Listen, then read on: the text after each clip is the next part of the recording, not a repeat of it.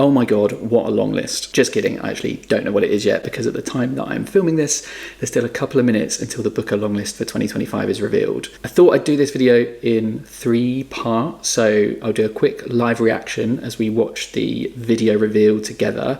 Then I will take you book shopping with me, because I have saved up my Waterstones points for this, and so I hope to nab any books that I don't yet have so that I can read the entire long list. Assuming that all of them are released. Some of them might not be out until September, so might not be possible. And then after all that, I'll do like a proper run through of all of the books and tell you everything that I know about them. It is now 2 o'clock, so I'm just waiting for the video to be posted. I'm hoping this isn't going to be another tedious wait like it was for the International Booker one, but I was looking at the actual videos tab, like the normal format videos, and they just posted it as a short. So I'm on the shorts tab this time, and I'm hoping that it will come through soon. Okay, the video has been posted, and I'll put it like here or something.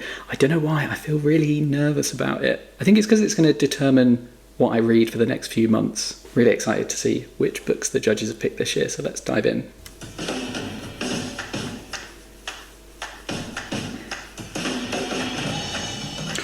Oh, Love Forms by Claire Adam. This is one that I think Sarah Jessica Parker's imprint published Claire Adams' previous book or something like that.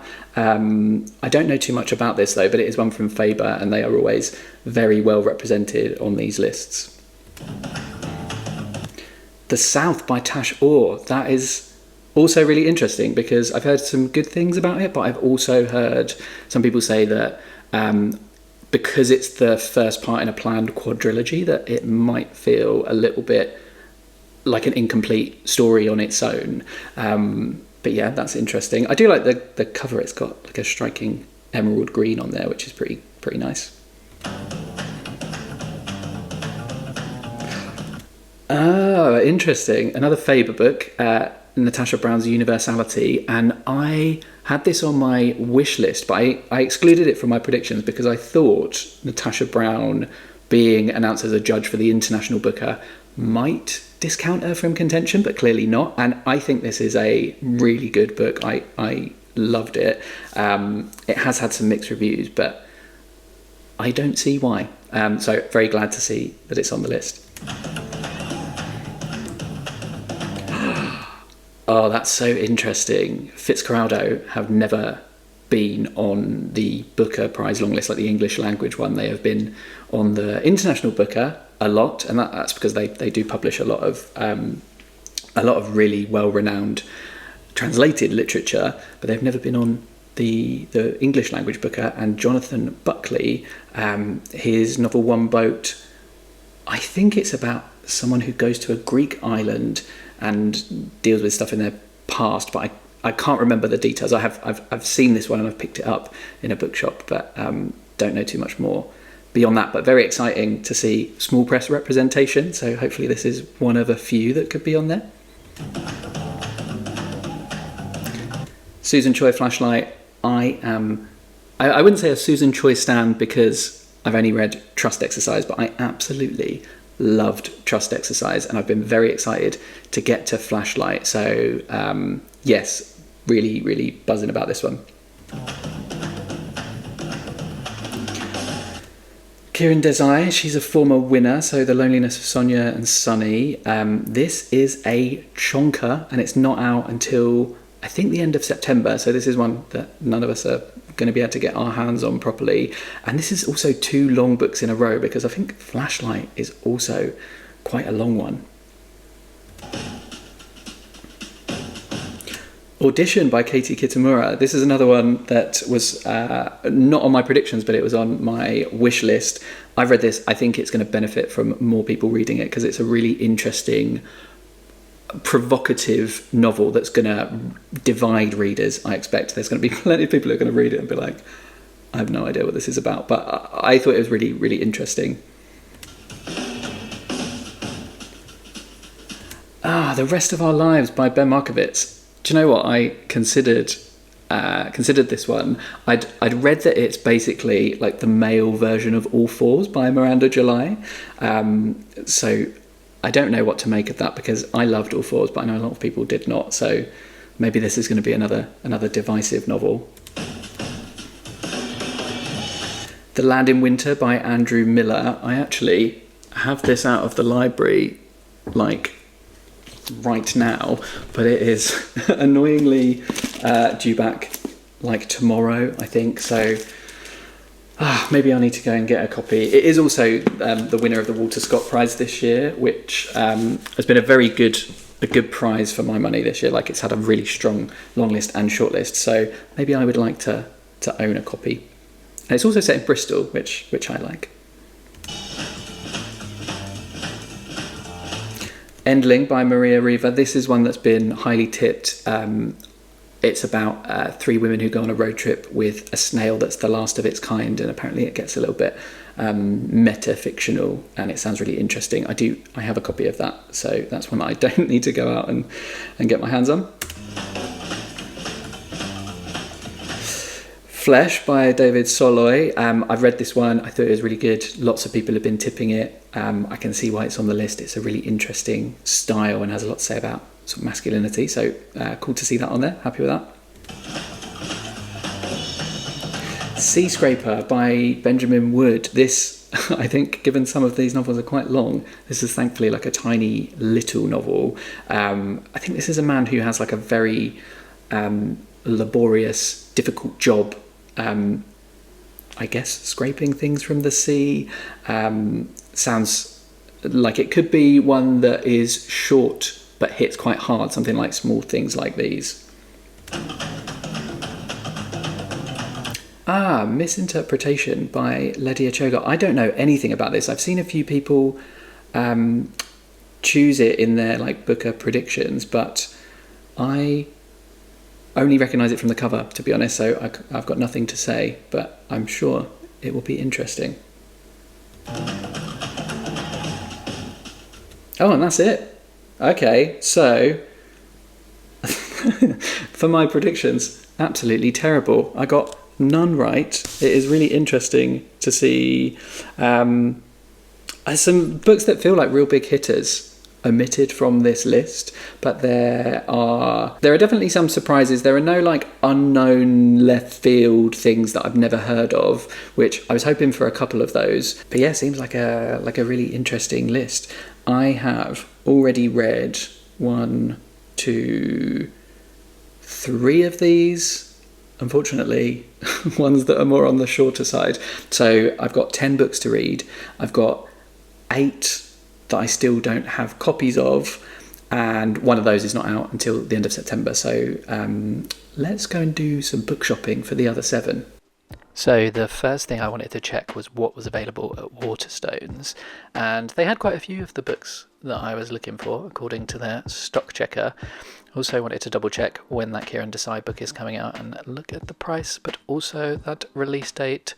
Here are the 5 that I already had, and I'm not sure what happened with my maths, to be honest, because I've got these 5, 3 of which I've read, but I've also read David Szalay's Flesh, so I didn't need 8 of the books, I only needed 7, and obviously I can't get my hands on Sonia and Szalay yet. I decided to take Sea Scraper with me just in case I had time to start a book, obviously leaving the dust jacket behind, and I was on my way. It was surprisingly muggy outside and I was very sweaty, but my first stop was a local indie called Bookhouse, and they had a pretty brilliant selection actually. I think they had almost all of the books, including One Boat by Jonathan Buckley, so I picked up my first few and then headed to Waterstones. Picked up a few more books there, but forgot to take any footage of that. Had the Fitzcarraldo bag on display, obviously containing Flashlight, and then stopped for a coffee, but on my way to my coffee, I did have to pop by Bookhouse again because they were the only shop that had Misinterpretation, so I spied it when I went there the first time, but I wanted to pop into a few different indies on my way to Waterstones and, you know, spread the love around town. I don't know why I just said that. That's a bit weird. But yeah, here I am working away, strangely, on this video. So you can see me writing these words that I am speaking right now, however improvised they might sound. But yeah, all in all, it was a rather lovely day. And now I am home, and I've been mulling over the long list while I was out, and I think my high level thinking about it right now is this. So I am not particularly wowed, but I'm also not disappointed. The 3 books from the list that I have read are all stylistically or structurally really interesting, and all 3 of these actually were from a group of books I talked about in my wishlist video, and that group was some books that I didn't necessarily see as crowd pleasers, ones that I think might be a little bit divisive or take a little bit of work to fully appreciate, but which I think would really come alive with a bit of discussion. And that to me makes them really good selections for the long list, because you're going to get more people reading them, more people talking about them. I also think the diversity of this year's list is pretty good. We've got authors from Trinidad, Malaysia, India, Albania, Ukraine, Hungary, and the US and the UK. And a few of those also have Canadian citizenship, I think.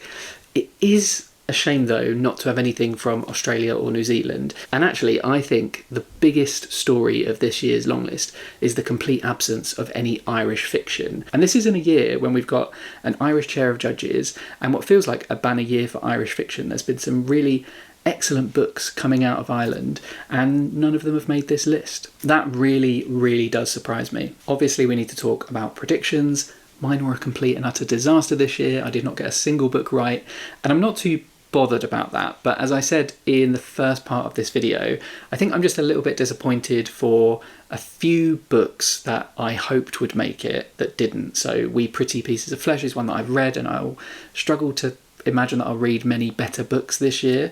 And also for Helm, which I haven't read. I read like a little sample of the first page when I first got my hands on it, and it just seems really inventive and alive, and what I hear from people who have read it is that it's really, really good. And it also seems a shame not to have some gorgeous books like 3 Days in June or A Room Above a Shop. But there I am comparing books that I have read and loved with books that I mostly haven't read. So that's disappointment for those books that missed out more than it is disappointment with the list. However, despite my predictions being a total mess, I'm sure what you all want to know is, how did the formula do?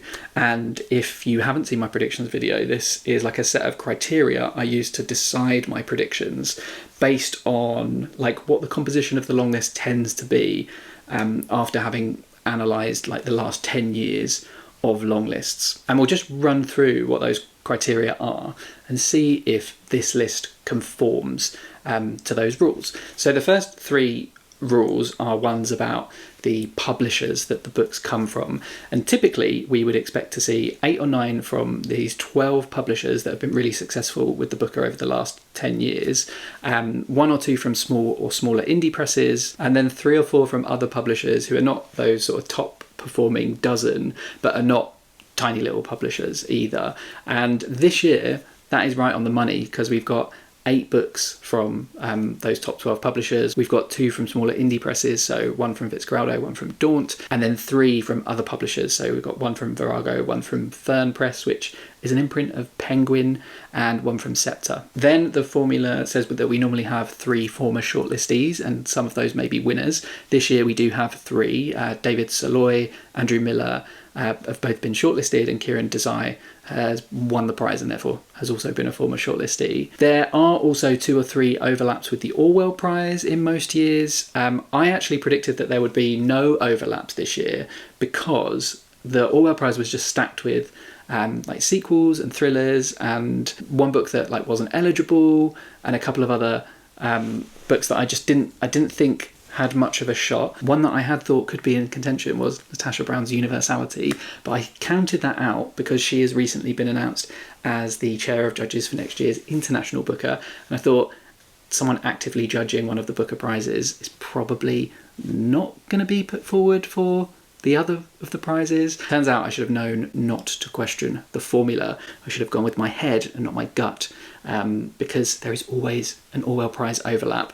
I guess there is only 1 this year rather than the usual 2 or 3, but I'd still say that's pretty accurate. And then finally, of those big successful publishers in terms of Booker performance, we normally see 1 or 2 of those publishers have multiple books on the list. And again, that's the case this year. So Faber has 3 books and Jonathan Cape has 2. And those 2 are not only in that set of 12 top performing publishers, they are right at the top of the list. I will say I do think it's a bit of a shame at the lack of diversity among the publishers that are represented on this list, especially when you compare it to last year. So in both 2024 and 2025, there were 9 publishers that had books on the list, and both last year and this year had books from Jonathan Cape, Viking, Huchinson Heinemann, Scepter and Daunt. So 5 of those 9 publishers were exactly the same across the 2 years.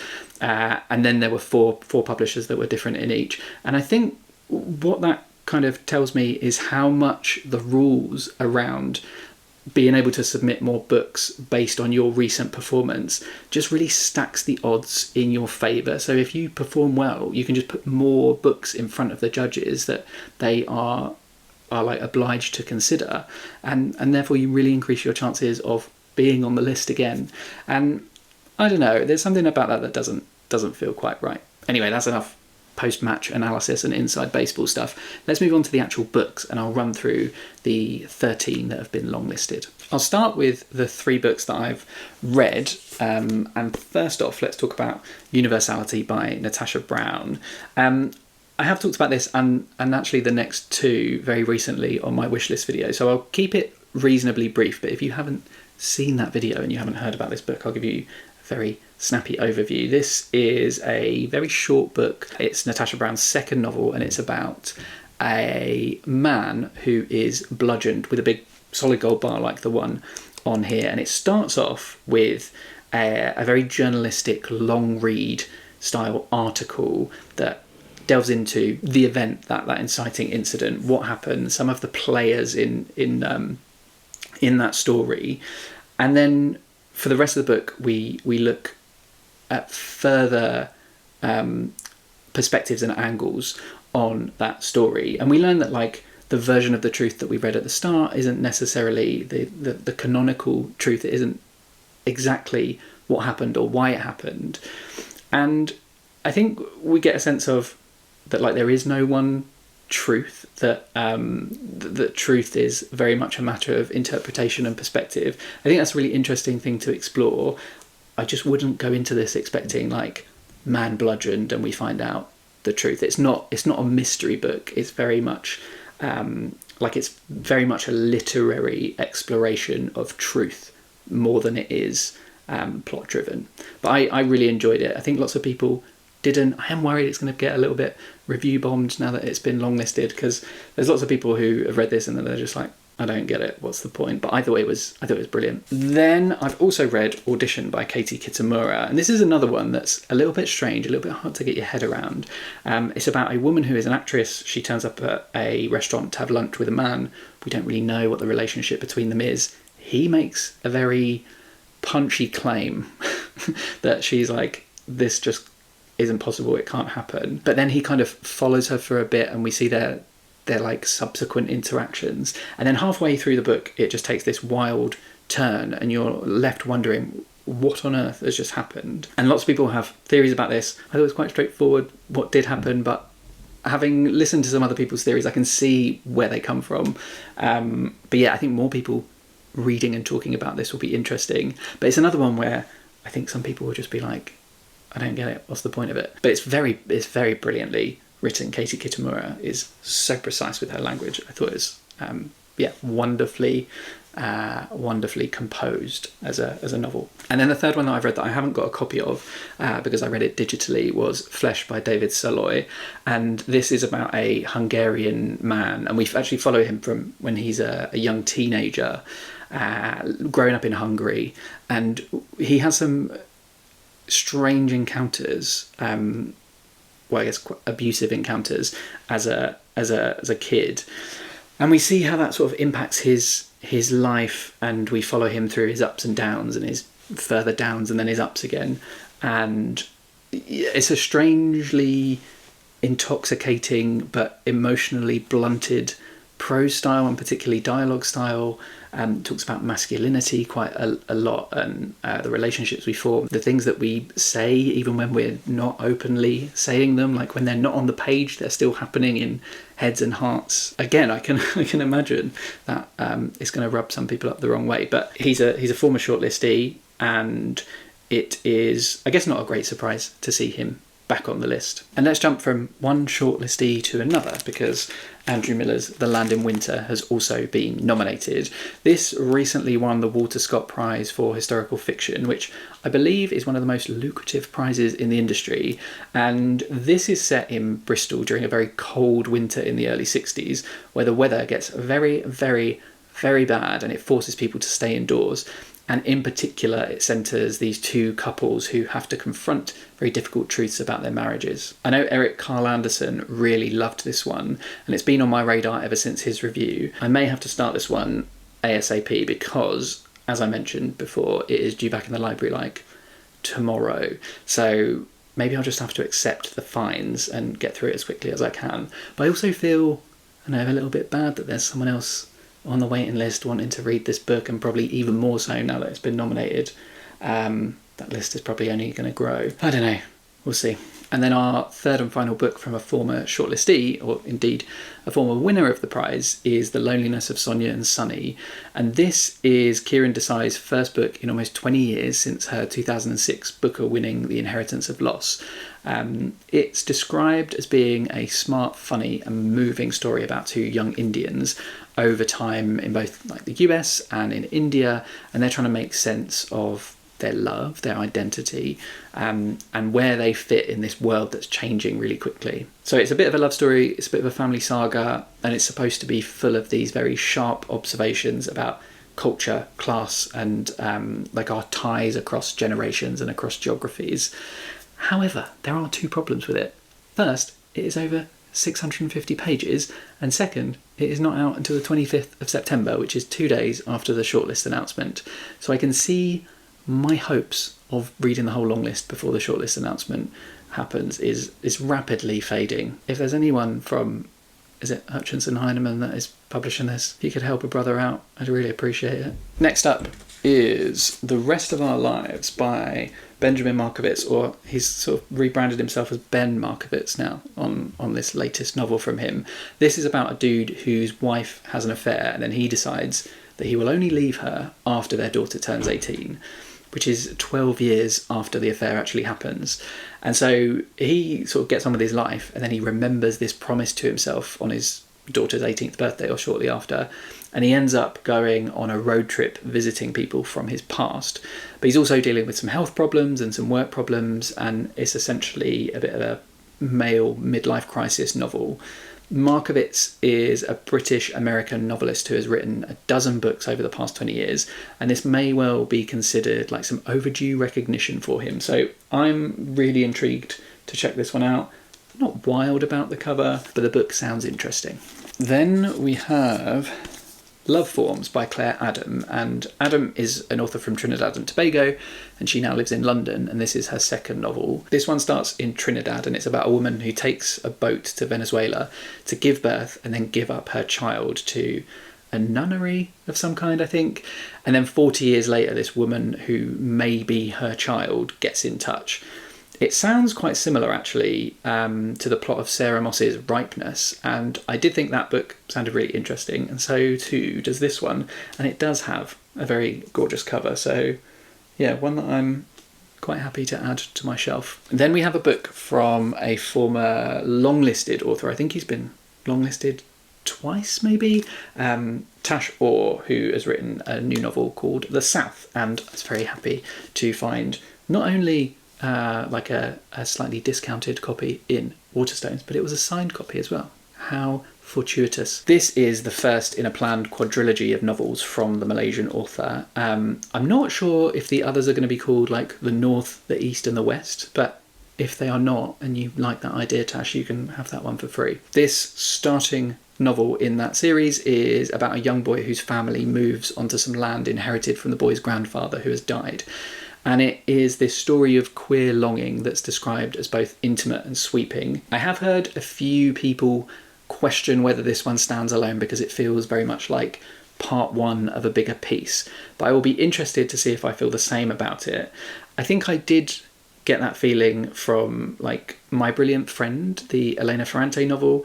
And lots of people have said, well, yeah, of course, because it's supposed to be one story, that quartet, and maybe this will be the same, and people absolutely love the Elena Ferrante one, so maybe they will love this just as much. Next then, it is very, very exciting, in my opinion, to finally have a novel from Fitzcarraldo Editions make the Booker longlist. They have been something of a mainstay on the International Booker for a number of years now, but they have never had a book nominated for the English Language Prize until now, because One Boat by Jonathan Buckley is their first Booker nominee. Buckley was on my radar last year for his novel Tell, which is about this wealthy businessman who has disappeared, but the book is told entirely in the form of his former gardener being interviewed about him. I thought that sounded like quite a fun premise and quite a good fit for the Booker. Obviously it didn't get nominated, but I also just didn't consider him as a contender for this year's prize. This one is about a woman whose father dies and then she decides to visit this Greek island, and it's the same one she came to when her mother died 9 years before. And she kind of retreads her path and she meets some of the same people and just reckons with her experiences and the passage of time. I am expecting this to be quite a ponderous contemplative book, which could go either way for me, but we shall see. Next up, we've got another disappearing father in Susan Choi's Flashlight. So this is about a young girl and her dad who go on a walk on the coast of Japan, and only she comes back. And then years later, the mystery of what happened to him slowly unravels, and it takes her family on this journey from suburban America to the hidden world of North Korea. As I mentioned earlier, I loved Susan Choi's National Book Award winning Trust exercise. I thought it was so clever and interesting, and she just had me in the palm of her hand the entire time. So I've been very excited to read this, and I'm absolutely thrilled to have an excuse to prioritise it. We are getting near the end now, or rather, we're getting near the Endling, which is our next nominee from Maria Reva. This one is set in Ukraine, and it's about 3 women who go on a road trip with a snail, which is the last of its species, and therefore it is called an Endling. I have heard that this is one to go into not knowing much more than that. In fact, I think Francis Spufford's review of this in The Guardian basically started off saying, go and read it and then come back because I can't talk about it without spoiling it. So I will not say much more. What I will say though is that it's interesting that this came to my attention quite a while ago when there was a little bit of controversy about it having the same title and same core premise as another book by a German author, which also features 3 women on a road trip with a last of its kind snail. That is an absolutely wild coincidence, really. But I have since heard excellent things about this, and I believe what it does narratively is actually very different from that other book. Our penultimate longlistee is Ledia Choga with Misinterpretation, and an interesting thing about this is that it's from Daunt Books, who have now had, I think, 3 long listings in 6 years, and it feels like they are very much punching above their weight with this prize. This is the book that I knew least about when I watched the announcement, and it centres a woman who is an Albanian translator in New York, and she keeps getting herself tangled in the lives of her clients and making a series of bad decisions, and then she ends up spontaneously taking this trip to Albania to reunite with her mother, and she kind of starts to have realisations about her life in America and the choices that she's made. It does sound really interesting just on that basis, but Rita Bullwinkle's quote on the back is what kind of sells it to me. So she says, it's a heart-stopping emotional thriller. Violence hovers in this book's borders. I loved it. And that just makes me want to pick it up straight away. Finally then, we have Sea Scraper by Benjamin Wood. This one is about a young man who works for his grandfather scraping the Thames estuary for shrimp and then selling them, or I don't know if he's selling cleaned up bits of scrap or something, or actually selling the shrimp. But in any case, he secretly dreams of being a musician, and his world and his way of life is called into question when someone turns up offering him the chance of fame and fortune in America. I was already planning to read this because I was very grateful to receive a review copy from Viking, and it is always nice to have a tiny little novella like this on the list, because sometimes they can pack the biggest punches. So that's my reaction to and my rundown of this year's Booker Prize long list. It feels like we've been excited about it for such a long time, and I can't believe it's already here. I'd love to hear what you think about it in the comments. Are you excited by this list? Are you disappointed by it? How many of these books have you read? How many of you even heard of, and which ones are you looking to get to first? If you enjoyed this video and you'd like to show it a bit of love, please do hit like, and if you'd like to see more from me, then hit subscribe. I'm going to be reading my way through most of, if not all of, the long list over the coming months, and I will share my thoughts as I go. But until next time, toodles.